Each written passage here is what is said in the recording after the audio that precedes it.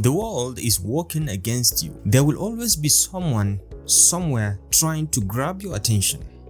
And as such, you have two choices. You can protect your focus by building habits and systems, or you can remain unprepared and let anyone distract you from the important things you should be doing with your time. Social media notifications are a great example of how your brain is being hijacked. Whenever you see a notification, you anticipate the reward you will receive when clicking on it, which triggers the release of dopamine in your brain. So what is dopamine? Dopamine is a neurotransmitter, a chemical messenger produced in the brain associated with pleasure, reward, and motivation. When you eat a delicious snack, your brain releases dopamine, reinforcing the behavior and forming habits out of it. You probably don't have a problem playing video games or browsing social media on your phone consistently. In fact, I have no doubt you could sit in front of your screen and do both of those activities for 2 hours or even longer without breaking your concentration. What about half an hour of studying? That might be too hard, right? How about working on your side business for another hour? Doesn't sound too appealing, right? Even though you logically know that studying, exercising, building a business, or something equally productive will bring you more benefits in the long run, you still prefer watching TV, playing video games, and scrolling through your social media accounts. So what's the motivation behind all this? It's obvious. One activity is easy and doesn't require much effort, while the other activity is difficult and it requires you to apply yourself. But some people seem to have no problem studying, exercising, or working on their side projects regularly, which begs the question, why are some people more motivated to tackle difficult things? And is there a way to make doing difficult things easy? Now, to answer this question, we need to look at this brain neurotransmitter, dopamine. Dopamine is often considered a pleasure molecule, but that's not quite what it does.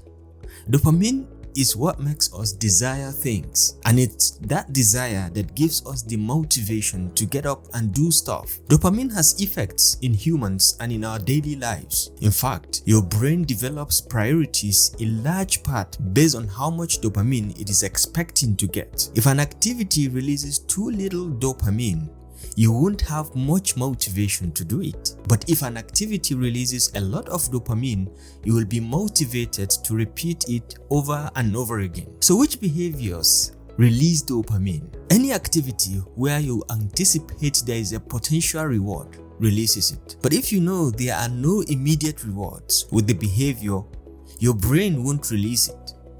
For example, before you eat junk food, your brain releases dopamine because you anticipate that the food will make you feel good, even if it actually makes you feel worse. That's because your brain doesn't even care if the high dopamine activity is damaging to you or not. It just wants more of it. A very good example would be someone who is a drug addict. He knows that what he's doing is not good for him, but all he wants is to get more of that drug. Besides getting you high, cocaine and heroin release unnatural amounts of dopamine, which in turn makes you crave them even more. Yes, it's true that nearly everything releases some amount of dopamine. Even drinking water when you are thirsty does. But the highest dopamine release happens when you get a reward randomly. One of such examples is playing on a slot machine in a casino. Even if you've only been losing money until that point, you eventually expect to get a bigger reward. The only thing you don't know is when it could happen.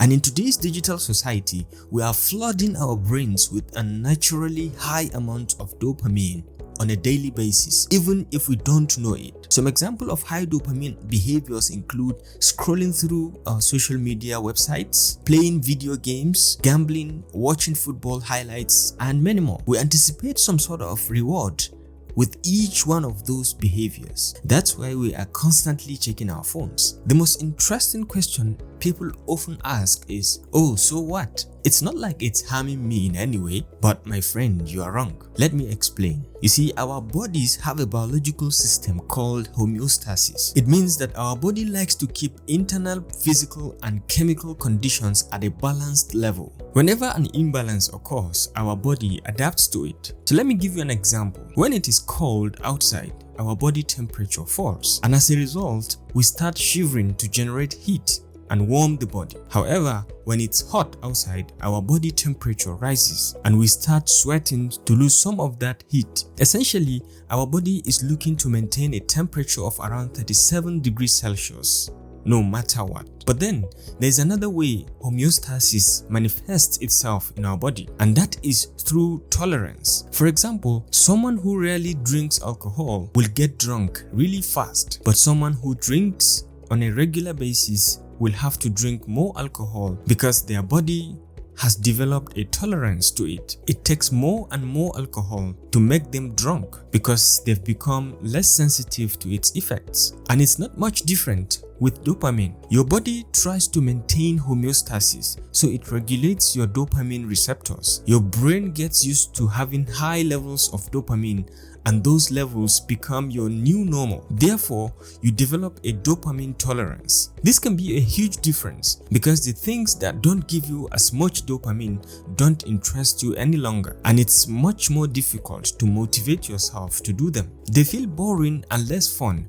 because they don't release as much dopamine compared to the things that do release it in high amounts. That's why people tend to prefer playing video games or browsing the internet compared to studying or working hard on their businesses. Video games makes us feel good and comfortable as they release a lot of dopamine. On the contrary, things like working hard or reading releases it in lower amount. This is one of the reasons why drug addicts who try to quit have a hard time adjusting to a normal life. Their dopamine tolerance gets so high that normal life isn't able to match it. And it's not just drug addicts. People who are addicted to video games, social media, or gambling experience the same thing. Once their dopamine tolerance gets too high, they simply are not able to enjoy low dopamine behaviors. Which begs the question, is there anything that can be done to prevent this? The answer is you need to perform a dopamine detox.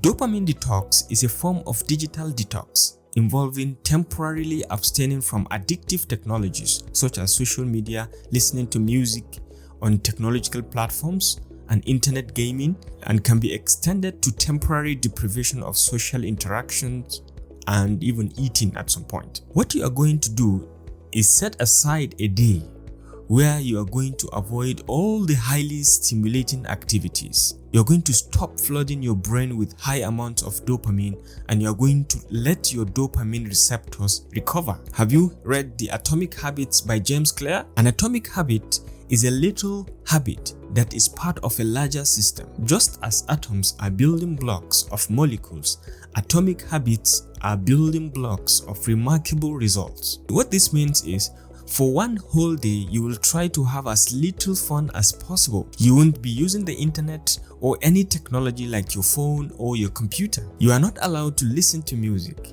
You are not allowed to gamble, play games, or eat any junk food. Basically, you are going to remove all sorts of external pleasure for the entire day. You are going to embrace boredom, and trust me, there will be a lot of boredom. You are, however, allowed to do the following things. For example, go for a walk, meditate, and be alone with your thoughts. Reflect on your life and goals. Write down any ideas you get, not on your computer or phone, but on a physical piece of paper. All of this might seem quite intense to you, but if you want radical results and you want them fast, you need to be able to take radical actions. Now you might be asking yourself, why will this even work? You can think of it this way. Let's say that you've been eating every single meal at the best restaurant in your town. As a result, what happened is that those fancy meals became your new normal. If someone offered you a bowl of plain rice, you would probably refuse. It simply wouldn't taste as good as your usual restaurant meal. But if you suddenly find yourself stranded on a deserted island and you are starving, suddenly that same bowl of plain rice doesn't seem bad, right? And that is what the dopamine detox does. It starves you of all the pleasure you usually get, and in turn, it makes those less satisfying activities more desirable. So to put it simply, dopamine detox works because you become so bored that boring stuff becomes more fun to you. Now, if you don't want to make such extreme action, starve yourself of all the pleasure, you can perform a smaller dopamine detox. You're going to pick one day of the week where you are going to refrain from one of your high dopamine behaviors completely, whatever that behavior might be. Maybe checking your phone all the time, or playing video games on your computer, or watching TV, or eating junk food, whatever. And from now on, every single week, for one whole day, you are going to avoid that activity. You can still do other things, but the behavior you pick is off the limits. Yes, you will feel slightly bored, but that's the point. You want to let your dopamine receptors recover from unnaturally high dopamine that's been flooding your brain. The boredom is going to propel you to do other things that day, things that you will normally put off because they don't release as much dopamine. And because you are bored, it's easier for you to do them. Of course, avoiding high dopamine behavior once in a while is good, but ideally you should avoid those behaviors altogether, or at least as much as possible. Instead, you want to connect more dopamine to things that will actually benefit you. And what I found is that your current high dopamine activities can serve as an incentive to pursue things that actually give you those long-term benefits. In other words, you could use your high dopamine activity as a reward for completing difficult work, and this is exactly what I do myself. I track all the difficult, low dopamine work I do: cleaning my apartment, playing chess game, reading books, doing some sort of exercise, creating these videos. After I am able to get a certain amount of work done, I reward myself with some amount of high dopamine activity at the end of the day. The key word here is after and at the end of the day. If I indulge in high dopamine behavior first, then I'm not going to feel like doing the low dopamine work. I'm simply not going to be motivated enough. So I always start with the difficult things. Only then I allow myself to indulge in high dopamine activities. So to give you an example, for every completed hour of low dopamine work, I reward myself with 15 minutes of high dopamine behavior at the end of the day. And that means that for 8 hours of low dopamine, I allow myself 2 hours of high dopamine behavior. Of course, these are my ratios. You can decide on yours. You can tweak them to your liking. Also, it has to be noted that if you are addicted to something that's damaging to your health, then you don't want to treat that behavior as a reward. Instead, find a different reward that's not as damaging, one that you still think is worth the effort. And if you are wondering what my guilty pleasure is, it's the internet. I can easily get lost there for hours without doing anything else, and that's why I have this system, so I'm able to control my addiction. But make no mistake, even with this system, I still plan days where I abstain from high dopamine activities completely. In conclusion, I want to say that it is possible to make doing difficult things feel easier. But when your brain is getting so much dopamine all the time, you won't be as excited about working on something that doesn't release much of it. That's why you might want to limit your phone and computer usage, along with other high dopamine releasing behavior. And I can tell you that it's definitely worth it. So if you have motivation problem, start dopamine detoxing your brain as soon as possible. Separate yourself from the unnaturally high amounts of dopamine, or at least expose yourself to it far less frequently. Only then will normal, everyday, low dopamine activities become exciting again, and you will be able to do them for a longer period of time. We are all dopamine addicts to a certain extent, and that's a good thing, because dopamine motivates us to achieve our goals and improve ourselves. But it's up to you to decide where you are going to get your dopamine from. Are you going to get it from things that don't benefit you, or are you going to get it from working on your long-term goals? The choice is yours. So my last advice is reflect on your life. Use your dopamine detox as a way to zoom out. To do so, reflect on your goals. What goals are you pursuing? Are they the right ones for you? Are you making progress towards them? Are you being truly productive each day? Do you spend time on things that matter? Which activities or projects do you really need to focus on? Which ones do you want to stop doing? Do some self-reflection here. Are you where you want to be in life? What inner work could you do to improve yourself? And I assure you, dopamine detoxing is the key. If you enjoyed this video, I really appreciate if you would gently tap the like button. It helps out my channel a lot, as the almighty YouTube algorithm sees that people like these kinds of videos and it shows my content to a bigger crowd. This allows more people to start improving their lives. As always, thanks for watching, and I hope this video made you feel better. See you in the next one.